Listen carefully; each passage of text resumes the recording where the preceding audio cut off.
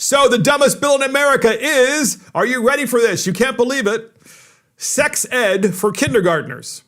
Sex ed for kindergartners, yes. Governor Jay Inslee there's a familiar name. Washington State. He was actually a presidential candidate until not too long ago. He has signed into law this legislation, which just passed, I think it was yesterday or the day before, and it provides, among other things, sex ed for kindergartners. He signed Senate Bill 5395, which mandates sex ed curriculum be available for instruction to students in grades 6 through 12, which is kind of what most people have seen over the past couple of decades. But then all grades, including kindergarten, beginning in the 2022 and 2023 school year, including kindergarten, guys. God. Just saying. In kindergarten, man, I was just playing with my blocks and wanted to be left alone. So here's the thing. We have several short clips on this where there was a debate on the House floor in the state of Washington over this bill. And here, first up, is Representative Jenny Graham. She's a Republican. And she's, I don't know, just talking common sense about this bill. And here it is. The one good thing that's coming out of this is that the parents are paying attention, and they are going to be sending a very loud and clear message, as they have been this entire time. These are our children. They don't belong to the government. They don't belong to the schools. These are our children, and we decide what they will or will not learn. Yeah, they're our children. The children don't belong to, they're not wards of the state. So when they're in kindergarten, you don't get to basically, educate them or at least brainwash them about, I don't know, Me Too or other kinds of issues that don't belong in kindergarten. I don't know. Is it just me, guys? You're being awfully quiet. You're worrying me. This harkens back to the People's Republic of China again. I understand Mao had an attraction to 11 and 12-year-olds. Good. And so the other thing I think about, it used to be, I think, child molesters stopped at middle school parking lots. Yes. You never see them in elementary school parking lots. Well, here's a reason for child molesters to be in elementary school parking lots. Absolutely. Because if I was a parent in Washington State and I had kids that weren't going to school or starting to go to school, I'd either be looking for private schools or moving the heck out of the state. Absolutely. I think given my millennial libertarianism in me, I don't believe it is the government's role to educate children on social issues stemming from these kinds of programs. It should really be up to the parent to determine when is the best time for me to educate my children on these types of issues. And a lot of this has to do with, different religious affiliations, and this isn't solely.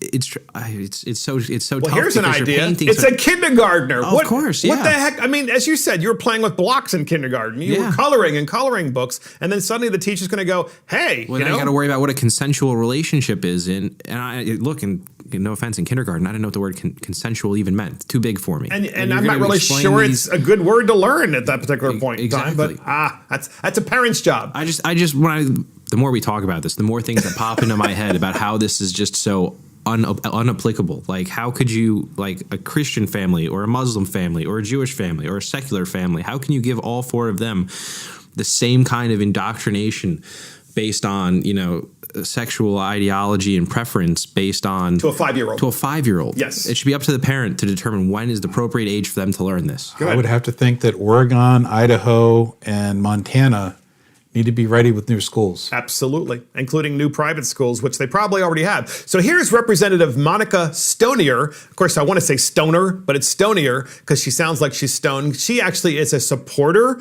of the sex ed and kindergarten bill.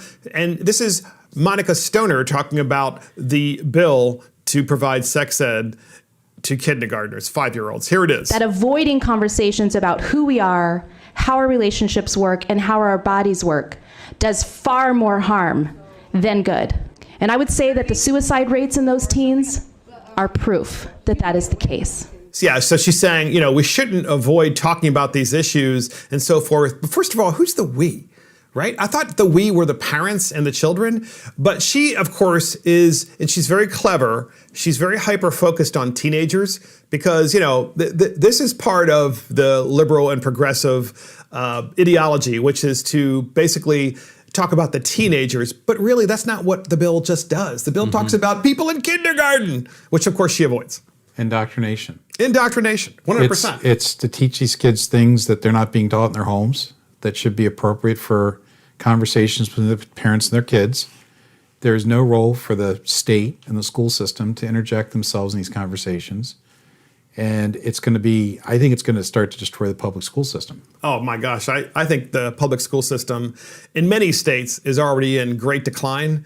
And unfortunately, there's so many parents that are stuck in public schools who have to pay taxes and, of course, already for their houses and income taxes and so forth. And that funds public schools, depending on the state that you live in, on how they're funded. And then the parent at the end doesn't have school choice. So they're not given any kind of voucher or tax credit to be able to send their kid to private schools. So they're stuck in that really strange public school setting. So look, here is Representative Chris Gideon. Or it's Gidlon, excuse me. He's a Republican talking about the same bill. It's Chris Gidlon. He's a Republican from Washington State. He's on the House floor as they're debating the bill. He brings up a really good point, because we're talking about sex ed for kids as young as kindergarten all the way to 12th grade in public schools. It's mandated curriculum. And listen to what he talks about. Here's the clip. That it's important, but it's not important enough to get periodic feedback from parents and community members across the state. I've learned that students are mature enough to learn about all aspects of sexual behavior, but they are not mature enough to learn about the realities of abortion. Oh, so there you go. So apparently part of the sex ed curriculum will not be taught is abortion and the science of it, because we can't teach about the science of it because, that's just not what we do in public schools. We want to teach about the other stuff. I don't know. Just final thoughts on this, guys. Indoctrination. Absolute indoctrination. Every case, but it is. And look, some people might be like, hey, if it's up to local school boards to develop the curriculum and how they teach it and things. With this bill, it is not the case. If you read the bill, they basically catty corner you into teaching specific topics to each grade. And when I first found this bill, I looked at it and I was like, oh, maybe it's teaching what you as a 5-year-old can expect to happen to you developmentally in the next 2 years. It is unrelated to that. It has so much more to do with a lot of these social topics that you hear about in the news or you hear about in college campuses and things, and trying to impart this on 5-year-olds. The bill is completely prescriptive, because I read it as well. It's funny because the progressives said, oh no, each locality can kind of implement it the way they want to. It's not the way the bill's written at all. No. Because that's why the bill specifically says starting in kindergarten. Final thoughts on this, Warren? It's just shocking how far we've come. Between the unions and these liberal groups imposing their will upon the curriculum, and the things kids have to learn from that in a lot of cases aren't even true. The curriculum is just plain wrong.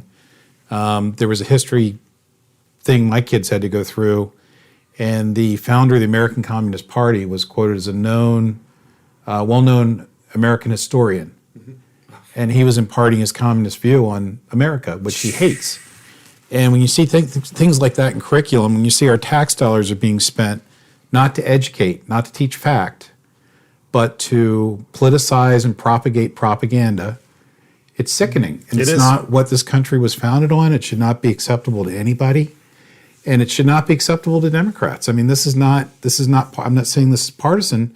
People that truly believe in America, the greatness of America, and want us to be a great country, we're losing on this education front because our kids are not being taught things that are relevant to our country. Big time. I learned growing up that that the Liberal Party stood for freedom of idea, freedom of exploration, critical thinking, freedom of critical thinking. The whole Berkeley movement. Not anymore. Exactly, and this is what that bill does. Absolutely, this is a denigration of that philosophy. Starting at age 5. Well, that's it. That's the last word, actually. That's it for Mark the Millennials. Thank you for joining Mark the Millennials. This is Mark Fisher. Thank you to our millennial, Garrett Ross and Warren Miller. Thank you very much for being here. And of course, our producer, Adam Coutura, and our assistant producer, Christopher Hopkins. Check us out on iTunes, Spotify, YouTube, Facebook, Twitter, and our website. See you next time.